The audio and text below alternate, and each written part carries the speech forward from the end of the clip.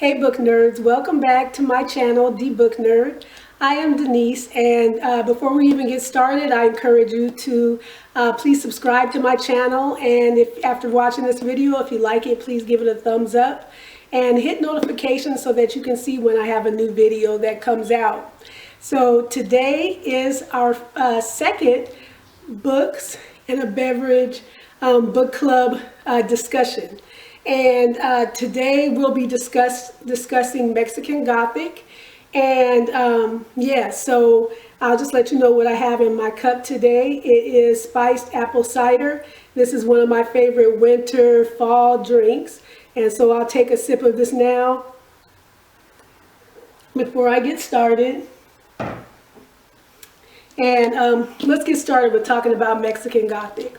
So this book, Mexican Gothic, is written by Sylvia Moreno-Garcia, and it is a Gothic horror book, and I got it through my Book of the Month subscription, my monthly subscription, and I got it because I just heard a lot of people saying it was really good. It was scary. Just saying it was a really good book. I love the cover. I think that it's beautiful. The dark green, the beautiful dress, what is that, burgundy?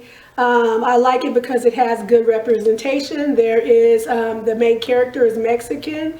And yeah, so I was just interested in this. And I like some scary books that are not too scary, but, you know, scary enough. So my thoughts on this book.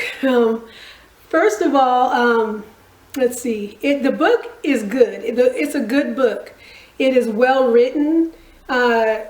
If you want to be creeped out, slightly nauseated, like the whole time you're reading it, all of that, then this is the book for you. For me, this is my first Gothic horror book that I've read, and Gothic horror is just not for me.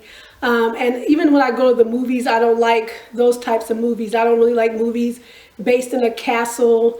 I don't need all of that mist and fog and or anything like that kind of makes it that Gothic feel. And it's just kind of, you don't know if it's psychological or if it's really haunted or something like that. So that is just not my thing, and that's what this book is. Now again, the book is very well written.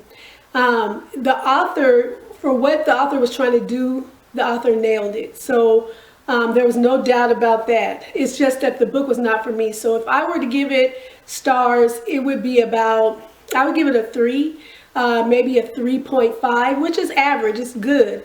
Again, it's not how well written the book was. It is me, just a personal preference. So it took me a little longer to read it than I liked, about 2 weeks.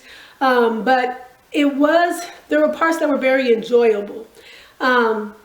So let me just get started with the book. And of course, I already put it in the title. It's a spoiler, but I'm just going to say now, spoiler alert.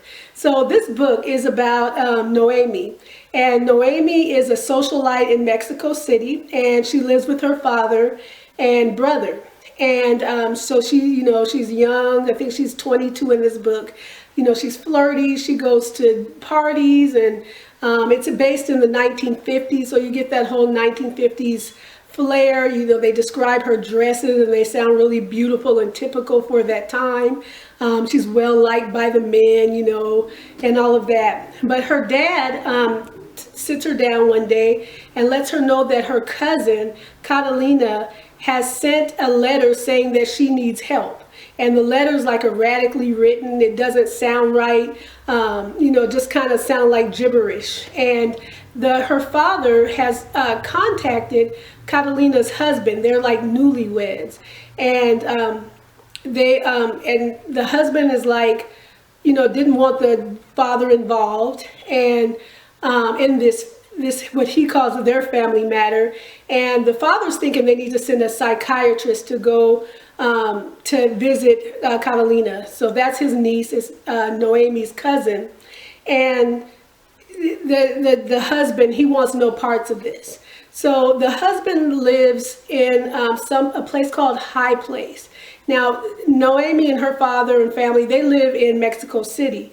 high place is in the countryside of Mexico, and it's up like a mountain or like a hill. It's a mountain, and in like woods and all of this. So when the father talks to Noemi, he tells her, I want you to go up there, check things out, let me know how things are going. Do we, see if we can get a psychiatrist for her if she's sick, if she's in danger. And he does this because he feels like Noemi is the type that doesn't take no for an answer. She would be good at kind of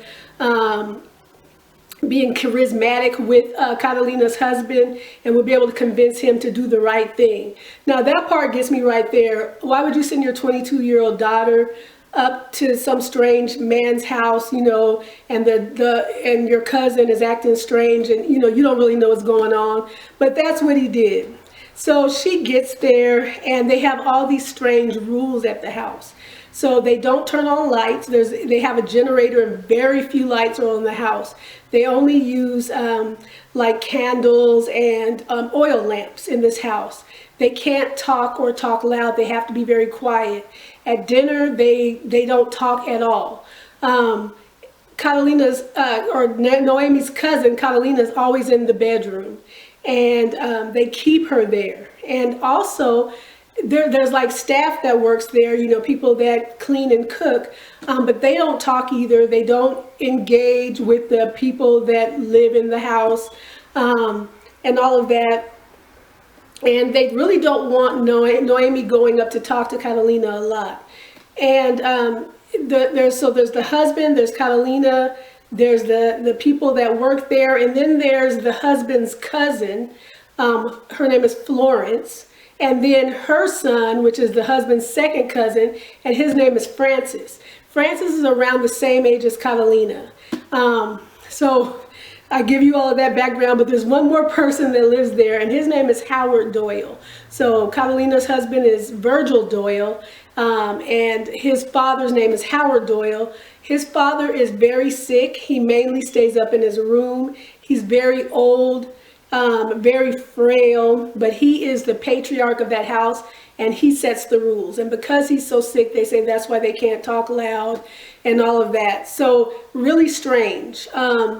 One time they come down to dinner, or they have dinner when they do have dinner at the table, and Howard does manage to come down, and he makes a lot of advances, I would say, in Noemi, and so does Virgil. So they're very slimy people, and they're also supposed to be very handsome. They're like in this particular scenario, blue-eyed, blonde-haired people, and all of the family is really fair-haired, blue eyes, and Virgil's is supposed to be extremely handsome. So anyway, Noemi starts having all of these nightmares while she's there. Catalina has nightmares. Catalina's has, having seizures and freaking out. They're thinking, she's looking at her like she's possessed. But, she doesn't believe in possession, but that's what she's acting like.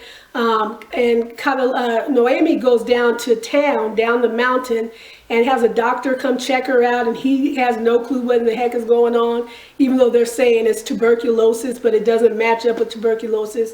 They have their family doctor that they only want Catalina to see, and Noemi even goes to see someone that we would probably compare to a naturopath today, because she makes tinctures and remedies and all of these types of things. And she'd already made Catalina something before to help her sleep, and so Noemi sneaks and gets her some more of that.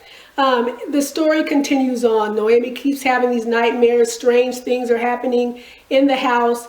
She's very close to Francis, the cousin, the younger cousin, but she doesn't know if she can trust him or not. She's having, again, nightmares where she doesn't know if it's real or not. She's sleepwalking. She ends up like in the Virgil, her cousin's husband's room, like half naked, and doesn't know why or how she got there. One time she even had what she swore was a dream, and then later on he brings up the dream as if it really happened. So all of this, it boils down to they're trying to keep their family alive, and strong, and they used to be like really rich, but this mansion is now run down. And the way that they describe the mansion, well, really, like, it really, the whole time I read the book, I couldn't wait to finish it because I've been queasy like since I've been reading it. They describe this house as moldy, it's creepy. Then they describe the food, you know, it tastes, the soup is watery, the wine is too sweet. The dad, Howard, the patriarch of the family, Howard, has a sickening smell to him, like decay, like he's dying, and all of that. But they're very into keeping their family name and being and bringing back the mining industry, because they own mines, and all of the people that used to work there, they had Mexicans that worked there, and they died of an epidemic, and all of that. So what has happened is there is fungus growing under the house, and the fungus is somehow, I don't know what the word is, but it's somehow gotten into their DNA, or they're connected to them, and I don't know, their brain or something, and it is like almost a hallucinogen, but it's also a life preserver. So the patriarch, Howard Doyle, he's actually been coming back to life for like 300 or 400 years because of this fungus. So he dies, and then he goes into another family member's body. And because they believe their family's so superior, and lighter skinned people are so beautiful and all of that, they marry their cousins, their sisters, they have kids with them and all of that. So the whole thing is they're trying to get Noemi now to marry into the family, because they see she's strong, and they want to keep it going because the rest of them are kind of, I guess, dying out. I don't know. It got confusing at the end. And so they're trying to get her married into the family. They're trying to make sure they can get Catalina pregnant, but she's just having such a bad reaction to the house because she's hearing noises and the people talking in the walls and all of that. It turns out a long time ago in the family, one of the, is it the sister? I've gotten confused, but somebody actually tried to break this curse that's in the family and shot like their mother and some other people in the family. And so, yeah, so she's trying to break this. They're trying to, I forgot what I was even talking about now. But yeah, so they tried to break this curse before, but they're trying to keep this family going. And Noemi wants no parts of it. She doesn't know for sure if she can trust Bert or Francis, who's the cousin. It turns out he, is on her side. They go through a whole bunch of stuff about the last 50 pages. The last 50 pages is good. It's exciting. It'll get your adrenaline going. You're trying to see what's going to happen. And they're trying to get up out of that house. The only thing is, once you've kind of inhaled all of that fungus, it kind of takes over you, and it's very hard to leave the house. I don't want to just say the ending. Anybody that's read it, the ending. I thought it was good. I thought the ending was pretty satisfying. I thought the characters were highly interesting. I love the way that they described each character, no matter how creepy and disgusting that they were. The book had a great pace and all of that. It just, this type of horror just wasn't for me. But if you like Gothic horror, I highly suggest you pick this book up, because it will be one that you're highly entertained by. So that is my review of the book. And I probably won't be doing videos for a couple of weeks to maybe a month. And I want to just take a little break, even though I've kind of just started. But I'm going to be doing NaNoWriMo, and this is going to be my first time. And I plan on finishing the book that I'm working on now, and it'll be my second book. And the other one got published, and I still have to tell the story what happened with that one. But so I plan on getting that done by the end of November, and then maybe I'll be able to share my experience with NaNoWriMo with you. And maybe I'll do it halfway through, or maybe I'll just wait till the end. With that said, let me know how you felt about Mexican Gothic. I've heard people say they couldn't sleep, they couldn't read it at night and all of that. It didn't really do that to me. It just was creepy. But I would love to hear your take on the book. And just let me know if you're going to be doing NaNoWriMo too, if I have any writers out there. With that said, be book nerdy and be blessed.